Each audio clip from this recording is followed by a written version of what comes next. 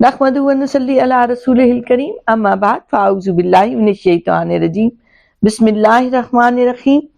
سورہ بقرہ کی آیت نمبر 196 سے شروع کریں، جس میں حج اور عمرے کا حکم ہے۔ اللہ رب العزت نے ارشاد فرمایا وَأَتِمُّوا الْحَجَّ وَالْعُمْرَةَ لِلَّهِ، اور پورا کرو حج اور عمرہ اللہ کی رضا کے لیے۔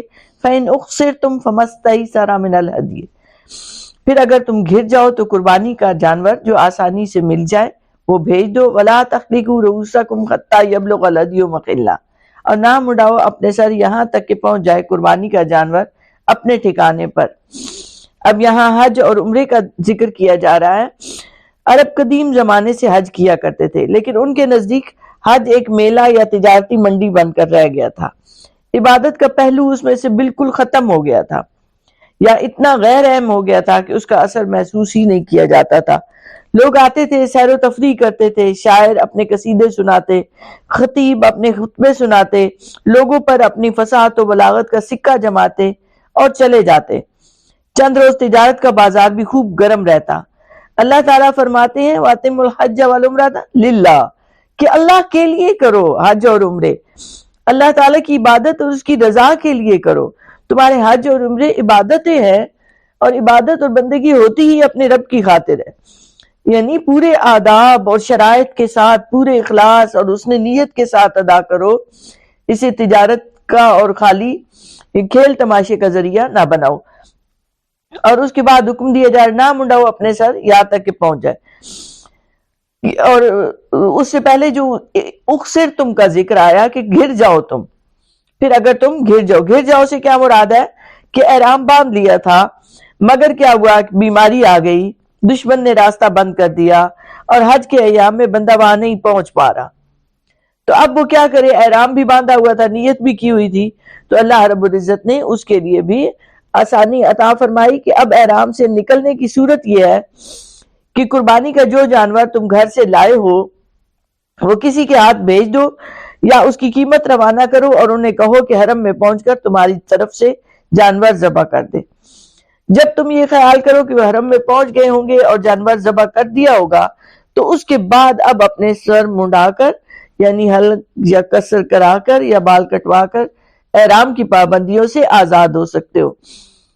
اب یہاں پھر فرمایا کہ اگر بیماری کی وجہ سے فَمَنْ كَانَ مِنْكُمْ مَرِيضًا أَوْ بِهِ أَذًى مِّن رَأْسِهِ، پھر جو شخص تم میں سے بیمار ہو جائے یا اس کی تکلیف ہو سر میں، فَفِدْيَةٌ مِّن صِيَامٍ أَوْ صَدَقَةٍ أَوْ نُسُكٍ، تو وہ سر منڈا لے فدیہ دیتے ہوئے روزوں سے، خیرات سے یا قربانی سے۔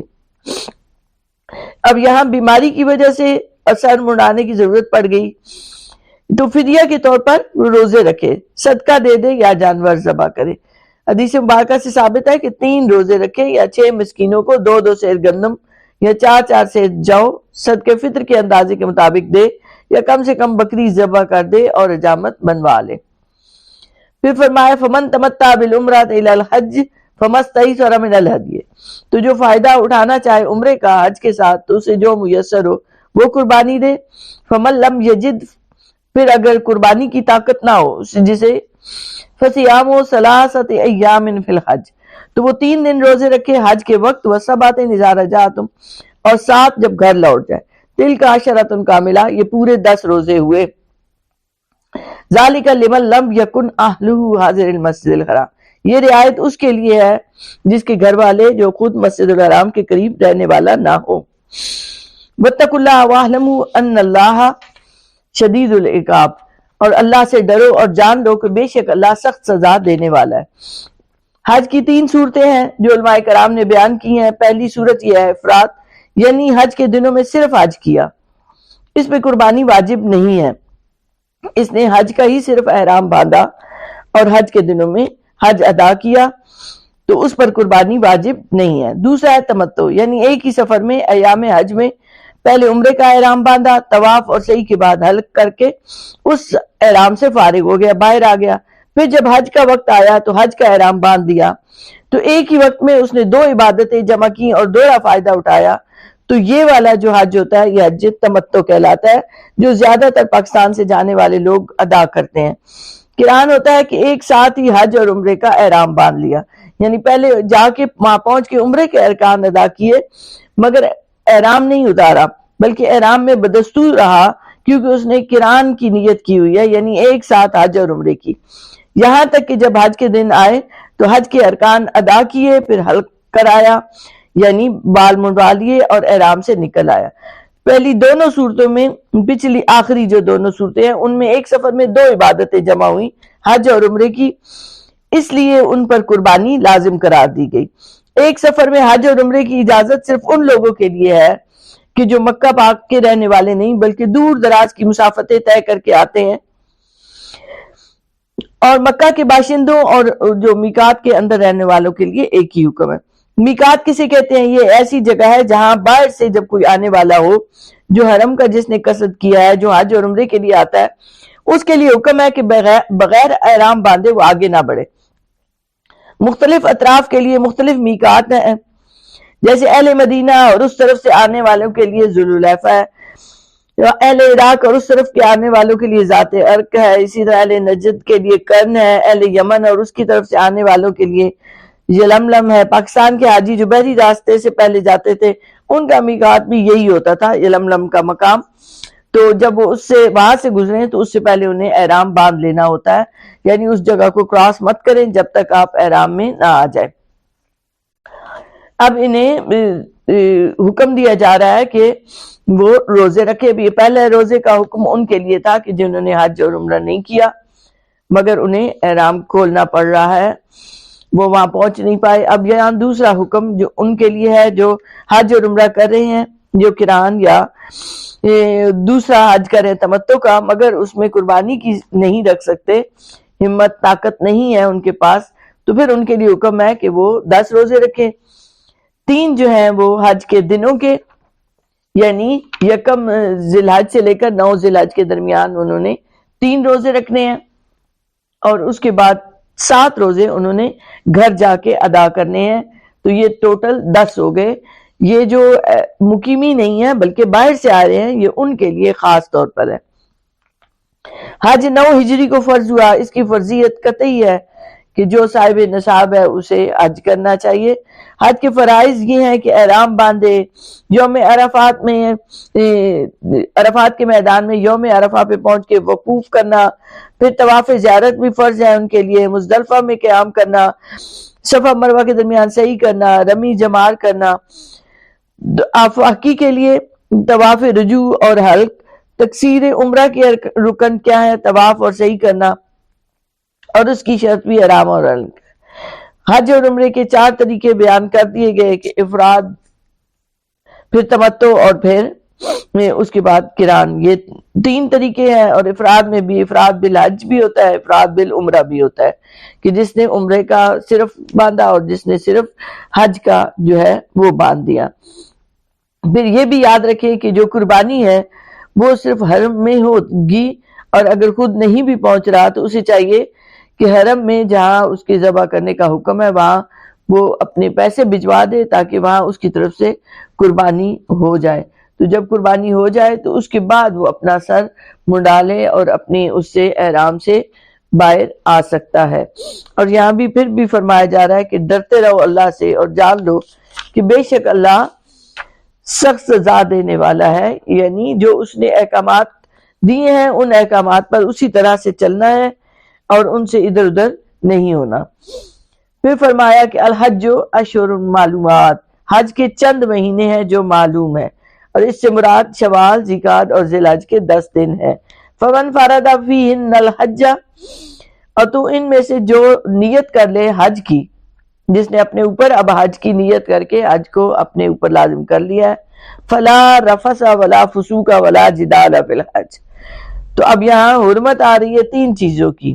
رفثہ کہتے ہیں کہ خواتین کی طرف دیکھنا، بے حیائی اور فحاشی کا بھی کوئی بھی کام ہے، ایون بیویوں کے ساتھ بھی وہ جائز نہ رہا کہ جب اب اس نے احرام باندھ لیا تو فسوق کیا ہوتا ہے؟ نافرمانی، کوئی بھی ایسا گناہ جو چھوٹے بڑے ظاہر پوشیدہ، ان سب چیزوں سے روک دیا گیا کہ اب نافرمانی کا کوئی کام نہیں کرو۔ ولا جدال فی الحج، اور کوئی لڑائی جھگڑا نہ کرو۔ ان تمام چیزوں سے روک دیا گیا تاکہ حج کا حقیقی مقصد یعنی نفس کی تربیت جو ہے وہ ضائع نہ ہو جائے۔ حج کے لیے جاتے ہیں تو زیادہ سے زیادہ دوسروں کے لیے آسانیاں پیدا کریں۔ کوئی ایسی بات ہو بھی جائے جو طبیعت پر گراں گزر رہی ہے تو اسے برداشت کرنا ہے کہ اللہ نے حکم دے دیا ولا فسوق ولا جدال فی الحج، کوئی نافرمانی نہ ہو، کوئی لڑائی جھگڑا نہ ہو، کوئی کسی کو تکلیف نہ پہنچے ہماری طرف سے۔ اسی طرح سے کوئی بے حیائی، فحاشی، ریانیت کی کوئی ایسا عمل نہ ہو، نہ دل میں کوئی خیال آئے، نہ آنکھ سے کوئی ایسا کام کرے، نہ زبان میں کوئی ایسی بات آئے۔ تو بالکل ان سب چیزوں سے بچتے ہوئے صرف اپنے حقیقی مقصد، اپنے محبوب حقیقی کو راضی کرنے میں لگا رہے۔ وَمَا تَفْعَلُوا مِنْ خَيْرٍ يَعْلَمْهُ اللَّهُ، اور تم جو نیک کام کرو اللہ اسے جانتا ہے۔ اللہ سے کوئی بات چھپی ہوئی نہیں ہے، یہ مت سمجھے کہ میں نیکی کی تو اس کو بلا دیا جائے گا، نہیں، ذرہ برابر بھی نیکی کی تو اللہ اسے جانتا ہے۔ اسی طرح کوئی برائی کا عمل کیا یا کچھ بھی ایسی خیال آیا تو آگاہ رہے، پھر بھی اللہ اسے جانتا ہے۔ نیک کام جسے کوئی بھی نہیں دیکھ رہا، کسی کو نہیں، آپ کے ساتھی کو بھی خبر نہیں ہے، مگر وہ رب جانتا ہے۔ اور جس بات کو جس طرح تم نے سختی سے روک لیا اللہ کی رضا کے لیے، تم نے اپنے اندر باطن میں سوچا اور تم بچ گئے ان چیزوں سے جس کا اندازہ بھی کسی دوسرے کو نہیں ہے، تو یاد رکھو اللہ جانتا ہے، وہ تمہارے ہر عمل کو دیکھ رہا ہے۔ تم نے اپنے نفس سے جو لڑائی کی، جو جنگ کی اس دشمن سے جو تمہارے اندر ہے، تو وہ جب تم جنگ کرتے ہو اللہ کی رضا کے لیے تو وہ ضرور اس کا اجر عظیم تمہیں عطا کرے گا۔ پھر فرمایا وَتَزَوَّدُوا فَإِنَّ خَيْرَ الزَّادِ التَّقْوَىٰ، سفر کا توشہ اپنے ساتھ رکھو، تیار رکھو، اور سب سے بہترین توشہ پرہیزگاری ہے۔ وَاتَّقُونِ يَا أُولِي الْأَلْبَابِ، اور ڈرتے رہو مجھ سے اے عقل مندو۔ عرب کے اکثر لوگ یہ کرتے تھے، اہل یمن کا بھی یہ دستور تھا کہ جب حج کی نیت سے گھروں سے نکلتے تو سفر کا خرچ جو ہوتا وہ ساتھ نہ رکھتے، اور اس سمجھتے کہ یہ توکل کے خلاف ہے، اور راستے میں لوگوں سے بھیک مانگا کرتے۔ مسلمانوں کو اس غیر انسانی طریقہ کار سے روک دیا گیا اور حکم دیا کہ زیادہ راہ لے کر چلا کرو، کسی کی خدمت نہ کر سکو تو کم از کم دوسروں پر بوجھ تو نہ بنو۔ ساتھ ہی فرمایا کہ بہترین توشہ تقوی ہے جو سفر آخرت میں کام آتا ہے۔ اب یہاں غور کریں تو سب سے بہترین زیادہ راہ تقوی ہونے کے باوجود یا ساتھ یہ فرمایا جا رہا ہے کہ تقوی یہ نہیں ہے کہ تم حالی ہاتھ چلے ہو اور تم دوسروں کو دیکھتے رہو، بھوک اور پیاس سے نڈھال رہو، عبادت میں بھی تمہارا دل نہ لگے، تم یہ چاہو کہ فلاں مجھے کھانے کو دے دے۔ نہیں، فرمایا کہ اپنا توشہ ساتھ رکھو، وَتَزَوَّدُوا، تمہارے پاس ہونا چاہیے تمہارے سفر کا خرچ، تاکہ تمہیں کہیں بھی کسی بھی جگہ ہاتھ نہ پھیلانے پڑے، کسی کی مال کی طرف دیکھنا نہ پڑے۔ جب انسان بھوک سے بے حال ہو رہا ہوتا ہے تو کوئی دوسرا بھی کھا رہا ہو تو انسان اس کی طرف دیکھنے لگ جاتا ہے، اس کے اندر نفس بار بار اس کو اوپر سے مغلوب کر لیتا ہے۔ تو اس لیے اتنا زیادہ راہ ہونا چاہیے کہ جو تمہارے ساتھ ہو اور تمہارے کھانے پینے اور دیگر ضرورتوں میں تمہارے کام آ سکے۔ اور پھر ساتھ ہی بتا دیا کہ بہترین زیادہ راہ تقوی ہے، ڈرتے رہو اللہ سے ہر وقت۔ یا اولی الالباب، اے عقل والو، اے عقل مندو، یہ یاد رکھو کہ بے شک اللہ سے ڈرتے رہنے میں ہی ہماری نجات ہے، ہماری کامیابی ہے۔ اس کے بعد ارشاد باری تعالیٰ ہے لیس علیکم جناح ان تبتغوا فضلا من ربکم، تم پر نہیں ہے کوئی گناہ اگر حج کے ساتھ تم تلاش کرو اللہ کا فضل، اپنے رب کا فضل۔ فَإِذَا أَفَضْتُم مِّنْ عَرَفَاتٍ فَاذْكُرُوا اللَّهَ عِندَ الْمَشْعَرِ الْحَرَامِ، پھر جب واپس آؤ عرفات سے تو ذکر کرو اللہ کا مزدلفہ کے پاس، مشعر حرام مزدلفہ کی جگہ کو کہتے ہیں۔ وَاذْكُرُوهُ كَمَا هَدَاكُمْ، اور ذکر کرو اس کا اس طرح جس طرح اس نے تمہیں سکھایا۔ وَإِن كُنتُم مِّن قَبْلِهِ لَمِنَ الضَّالِّينَ، اگرچہ تم اس سے پہلے گمراہوں میں سے تھے۔ امام راضی رحمۃ اللہ علیہ اس کی تشریح میں لکھتے ہیں کہ یہ آیت ان لوگوں کے رد میں نازل ہوئی جو یہ کہتے تھے کہ تاجروں، مزدوروں اور صاحبانوں کا کوئی حج نہیں، بلکہ اجازت دی اللہ نے کہ تم بے شک نفع کماؤ، لیکن ایسا نہ ہو کہ نفع کمانے میں ہی لگے رہو، تجارت میں ہی لگے رہو اور اپنے مقصد کو بھول کر رہ جاؤ۔ تو حقیقی مدعا یعنی ذکر الہی کو بھولنا نہیں ہے، تمہارا اولین مقصد اپنے رب کی رضا ہے۔ تو حکم ہوتا ہے کہ جب تم وہاں پہنچو تو کوئی حرج نہیں، تھوڑی بہت تجارت کے ذریعے تم کوئی کام کر سکو تو کر لو۔ پھر حکم دیا کہ عرفات میں حاضری کے بعد جب مزدلفہ پہنچو تو اللہ کا ذکر کرو، اس کی تسبیح و تحلیل وقت صرف کرو۔ حاجی 10ویں کی رات یہاں بسر کرتے ہیں۔ یہ وادی مزدلفہ کے قریب ایک پہاڑ پر جگہ ہے مشعر حرام جہاں امام قیام کرتا ہے، اگرچہ سارا مزدلفہ ہی وقت کی جگہ ہے لیکن مشعر حرام اور اس کے قرب میں وقوف کا زیادہ ثواب ہے، اس لیے حکم ہو رہا ہے کہ وہاں ٹھہرو اور اللہ کا ذکر کرو جیسا کہ اس نے تمہیں سکھایا ہے۔ اگرچہ تم اس سے پہلے یہ گمراہوں میں سے تھے، اس سے پہلے غلطیاں ہوئی تھی، مگر اب غلطیوں کو مٹانے کا تمہیں ایک طریقہ مل گیا ہے کہ اللہ کی اپنے معبود کو راضی کرو ان ایام حج میں۔ تو رب اپنے بندوں کی سنتا ہے، جب سارے اتنا بڑا اجتماع ہو اہل ایمان کا تو 40 اہل ایمان مومنین مل کر دعا کرے تو وہ دعا رد نہیں ہوتی، تو یہاں تو لاکھوں لوگ دنیا بھر سے سفر کی صعوبتیں سہ کر آئے ہوتے ہیں۔ اللہ سب کے حج کو قبول فرمائے، سب کی دعاؤں کو قبول فرمائے اور سب کو یہ سعادت عطا فرمائے۔